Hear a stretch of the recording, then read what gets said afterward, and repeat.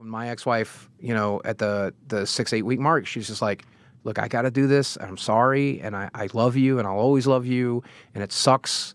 And I'm so sorry to do this, but this is how it has to be. I've got people who need me. I got shit I got to do. I'm sorry. So did she surprise you kind of out of the blue with that? We'd had a couple of years of the last 2 years was not perfect. And, man, I probably should never even say this publicly, but I think she'd forgive me. And even if she doesn't, we're divorced now, so I don't have to worry about it. But we're in a loop in which my anxiety was so bad that she was kind of walking on eggshells all the time because she was afraid of scaring me, upsetting me, hurting me. And the way she reacted to my anxiety was very frequently with fight or flight. And for her, that mostly meant fight. So I would become anxious over something. And when I become anxious, I'd become a little angry. I'd become a little edgy. Not abusive or any stretch of the imagination. Yeah, but just I need to focus on this right now. I need to be left alone. Let me focus on this. Yeah. Right? And that would be enough to make her feel bad. And then when she would feel bad, she would become angry or upset or anxious or sad or whatever. And so then that would make me feel more anxious. And that would make her feel more anxious. I know. I mean, we ended up like this, I know exactly what you mean. Yeah. Right? And so what we really needed to do, honestly, to save it about a year ago, or a year and a half ago, we needed to start intense therapy. We needed to separate a little bit and not be as codependent and find that space again between us. And we weren't able to do that because she was my physical caretaker. Interesting. Right? So we didn't have that option. And that's just what killed it. And like you can have every theory in the world about my ex-wife left, and you can have every theory in the world that she cheated on me or she's only there for the money or anything like that. But none of it's true. It all just really comes down to It sounds like it wasn't good. Yeah, my morbid obesity and my morbid obesity killed our marriage. And my bad eating habits and my shitty decisions that led me to that lifestyle, it just killed our marriage. And that's it.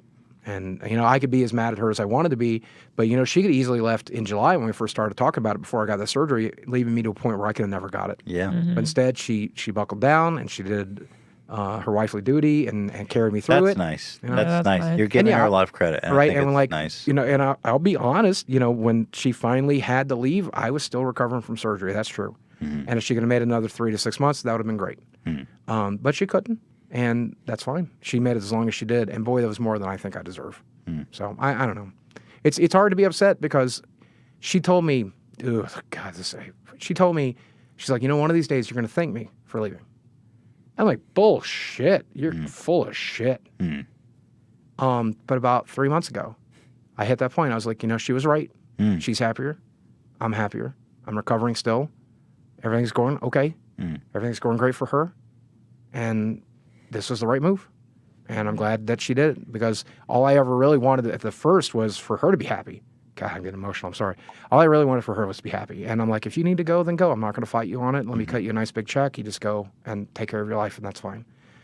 And I wasn't worried about me. I wasn't thinking about me. I was just thinking about her. And I think sometimes in a marriage, maybe that becomes natural to do that. Like I'm just mostly worried about the person that's worried about me. And I wasn't taking into account that she wasn't worrying about me anymore, that she was, pulling out. But anyway, and then I discovered I was happy. And I'm like, wow, this is really weird. And I probably shouldn't be right now, but I'm like up and walking and meeting people and hanging out and having new experiences and traveling the country and making plenty of money and have this wonderful audience that's so dedicated to me. And they're there for me every night on Twitter when I feel alone. And they're there every night whenever, I need that shit when I'm on stream. And I'm just like, what do I have to be pissed off about? Right? Like my life is really good and it's better than it's ever been. Yeah. So fuck it. Why be mad? What's the point? Was it like a 50% divorce kind of situation? Yeah, that's how it works in Arkansas. And so like she's legally entitled to 50% of everything we own, like stocks and bonds and whatever. Was that messy? It really wasn't. We talked about it one day, and she agreed to stay like for another month to make sure everything was great, and we gave it our best effort in that month to see what she'd be missing. Yeah. And we slept in the same bed. We were very close during that month. It was great. But one day we're talking about money, and I'm like, "What do you want?" She's like, "I want what's fair." She said, "I want." She's like, "I want what's fair." Yeah. And I'm like, "That's reasonable, but what is fair? Like, do I give you a lump sum? Do you want alimony?" And she's like, "I don't know. I don't think I want alimony." I'm like, "Well, honey, what's alimony?" Alimony is where you continue to pay after you're married. Because you owe or because you're trying to maintain? She could have made an argument. So the argument often for women is I need to maintain that lifestyle, Right. especially if there's kids involved, and there's no kids involved. Yeah. But she could have also made the argument that she helped build the business. Sure. And she never even attempted it, never even thought She never about played it. dirty. Right. And like one day I was like, even if you ask for alimony, I am the business. You can't own half of me. And she's like, that's a good thing I don't want it then, huh? And she's like, I want enough to where I know I'm going to be taken care of for a good while. That's all I worry about. And I'm like, okay. So she gave me a number. And I'm like, but that's not half. And she's like, What do you mean it's not half? was More or it less. wasn't less? half of what we were worth. It was less. It was less. And so I talked to my lawyer, and I'm like, what do I do? Do I just give her that amount? He goes, you should round it up. You should make sure it's half, so she has no recourse moving forward. Just to be clear. Right? And I'm like, all right, so that's what you asked for. Here's what you're actually getting. And she's like, well, okay, thank you. And she never questioned it. I'm like, that's not what we're worth. We're worth more. Let me show you the numbers. Let's sit down. Let me show you everything. And then this is what you're going to get. Are you happy with that? Do you own your house? Yeah. So So you're factoring in like the value of your home. right. So like and I all had to your buy her out of assets. the equity of Damn. that we'd put into the house, right? And had to then there was all the liquid cash and stuff. Right. And then like when it came to I have some money in crypto, not a lot. I'm not one of these crypto millionaires. But I was like, when we were doing mediation, I'm like, so what about the crypto? And she's like, it's so volatile. Don't worry about it. That's kind of true. And I'm like, okay. You give her half a crypto and you're going to be broke. Right, and- right, yeah. And she's like, it's so volatile. Don't worry about it. You can keep that. And I'll let that be your nest egg. If it works out, great. If it doesn't, that's okay too.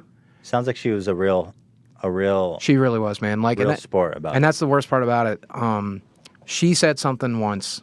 She's like, the key to doing this is to leave when I still love you. Damn. And I'm like, but honey, that's why you stay. Like, that's what you fight for, because we do love each other. And she's like, I know that. But here's the thing, it's not working. Right? And love is not going to fix Before that, we hate right? each other. It's just not going to work. And eventually we're going to be better. Eventually we're going to be angry at each other. Eventually we're going to be at each other's throats. And I don't want to do that. And you don't want to do that. You can't survive that, Steve, as fragile as you are. So let's not do that, okay? I'm going to leave while I still love you. And that way it can be good and we can remain friends and we still talk, And, That's really sweet. yeah. Honestly. And it's, I mean, Sure, it was heartbreaking at shit the was time, but so hard for both of us. Oh, God. I think harder for her at times, because she's the one having to pull off the bandage or pull off the Band-Aid. God help her. Right. But she's recovering well, and I'm proud of her. And what's I'm glad. like? How was the process of actually getting divorced? It seems so messy. Did you It both was have an attorney? so quick and easy, So actually. you guys had the rare, Right. beautiful, everybody's. Yeah, it was basically like we could have waited 18 months, but neither of us wanted to. And so we went to our lawyer and we're like, so. You had one lawyer. Yeah, so we went with a mediator. Okay. And we're like, so how do we do this quickly? And he goes, well, she'll sign away her rights to appear in court. She can go back to Michigan, and then you No can stay court, here. no and- nothing. Yeah, you can be there for 30 seconds. The judge will sign your piece of paper. You're good. And I sued her for divorce because it was just more convenient that way. What's this whole thing about? Sue? Yeah, this is Right, the weird right. thing. You Really? You have to ha- actually you sue for divorce. petition for divorce, and you list your grievances, right? That's Yeah. so weird. And so the grievance we went with in the state of Arkansas was there was an indignity that made the marriage not possible to continue. And Whose so indignity? just like something like, I guess if someone cheated on somebody or somebody physically beat somebody or But something that like didn't that. happen, did it? No, nothing like that happened. So the indignity, when the judge asked me what the indignity was, I said, she asked for a divorce. That's the indignity. And that was the indignity that I could not survive. Yeah. She wanted to leave, and I And said, therefore I have to divorce And therefore her, I'm going to 'cause she have to sue her offended for me so divorce. much. She offended me so much that I want to be divorced because she wants to be. What happens if you just want to get a divorce? Why does it have to be You so? can't do that in the state of Arkansas. They don't want you getting divorced in the state of Arkansas. They Good want old you to take Christian your boys. unions very fucking serious. Oh, really? So, like, as I understand it, and you can correct me if I'm wrong because you've been through it, but like, if a husband cheats on a wife, she can sue him for divorce for cheating, and so she gets a better settlement Right. in the divorce. Right. And in the state of Arkansas, they told me that I did not want it to appear in front of a lawyer because the judges in the state of Arkansas start at 50%. And then they go Really? higher for the woman. Crazy. Right. They're like, without a doubt. Over 50%. Over seems 50% fucked. for women. Every time in the state of Arkansas. That's and she knew that. crazy. Surely if she consulted with a single lawyer, he'd have been like, oh, we can get 89% of what he's worth. Whoa. You know.